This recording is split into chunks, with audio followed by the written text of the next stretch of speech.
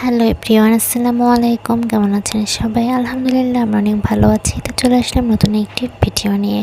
তো এই তো দেখুন, নবীজির প্রিয় খাবার নাবিজ। তো এই নাবিজ আপনারা কে কে খেয়েছেন অবশ্যই কিন্তু কমেন্ট করে জানাবেন।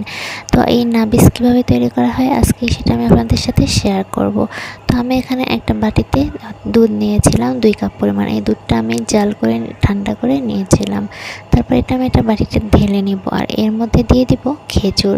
তো এখানে যেহেতু আমি 2 কাপ পরিমাণ দুধ নিয়েছি, আমি এখানে 3টা খেজুর নেব। তো খেজুরগুলোকে আমি কেটে কেটে এর মধ্যে থেকে বীজটা বের করে নেব। একটা একটা করে বীজ বের করে নিয়ে তারপরে দুধের মধ্যে দিয়ে একটু নেড়ে চেড়ে তারপরে রেখে দেব।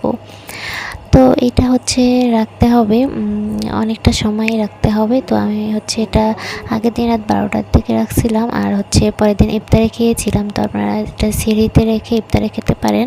তো হচ্ছে দেখেন এটা তারপরে এই পরের দিন বিকালে এরকম হয়ে এসেছিলো, মানে দুধগুলো জমে গিয়েছিল আর খেজুরটা নরম হয়ে গেছে। তারপরে আমি এটা নেড়ে নেড়ে একসাথে করে নিয়েছিলাম। তো এটা হচ্ছে নাড়তে থাকলে এই খেজুরটা তো নরম হয়ে গেছে, এটা ম্যাশ হয়ে যাবে এর মধ্যে এবং দুধ আর খেজুর একসাথে মিশে যাবে এবং অনেকটা ঘন হয়ে যাবে দুধটা। এবং কালারটাও দেখেন একসাথে নাড়ার ফলে কালারটা কিন্তু অনেক সুন্দর হয়ে এসেছে এখানে।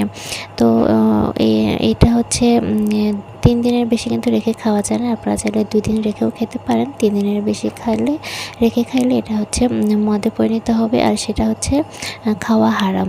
তো এই নাবিজটা কিন্তু খাওয়া নবীজির প্রিয় খাবার, এটা হচ্ছে সুন্নতি খাবার একটা। তো আপনারা কিন্তু চাইলে অতি সহজে এটা বানিয়ে খেতে পারেন আর খেতে কিন্তু অসাধারণ লেগেছে আমার কাছে।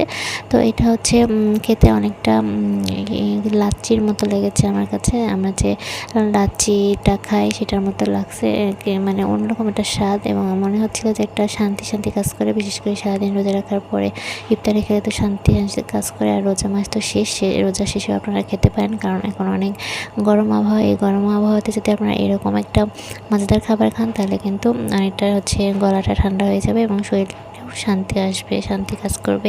একটা সুন্নতি খাবার আমরা কিন্তু চাইলেও যে কোনো সময় খেতেই পারি, তাই না? তো এই তো একটা অনেক সুন্দর একটা খাবার আমি আপনাদের সাথে